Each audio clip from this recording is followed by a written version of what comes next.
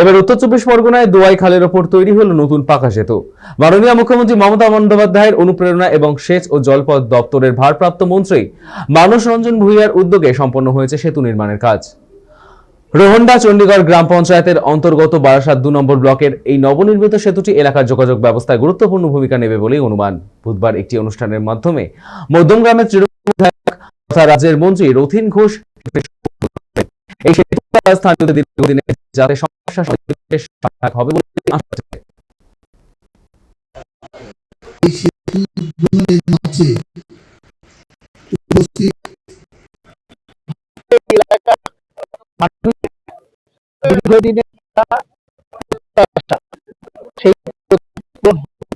বাংলার মাননীয় মুখ্যমন্ত্রী আমাদের এই নিজের অনুমোদন দেওয়ার পরে আমাদের এই অনুমোদন দেওয়ার পরে এই 198 বা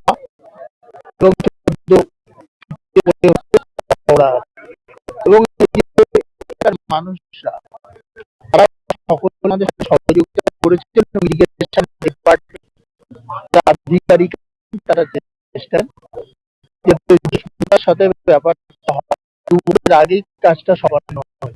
আমি মনে করি এই যে দ্বিখণ্ডিত অবস্থা সেইটা তো একসঙ্গে একত্রিত করা, কারণ এই ব্রিজটা হওয়ার ফলে একদিকে যেমন দোরনগর চণ্ডীগড় রোডটা জিপির মধ্যে যেটা আছে সেখানে যাতায়াতের একটা সুবিধা হবে, স্কুলের ছেলে মেয়েরা বলুন বলুন। আর এদিকে আপনার এই ব্রিজ টপকালে আপনি বাদিকে নিউ টাউনে চলে যাবেন, ডান দিকে গঙ্গানগর যশোর রোড ঘুরে বিটি কলেজ হয়ে নতুন যশোর রোডে যাবেন, আবার ওপার দিয়ে গেলে আপনি ওখানেও গঙ্গানগরে উঠতে পারবেন ওল্ড যশোর রোডে, আবার ডান দিকে রোহন্ডা চণ্ডীগড়ে যেতে পারবেন। অর্থাৎ প্রচুর মানুষের এটা উপকার হলো।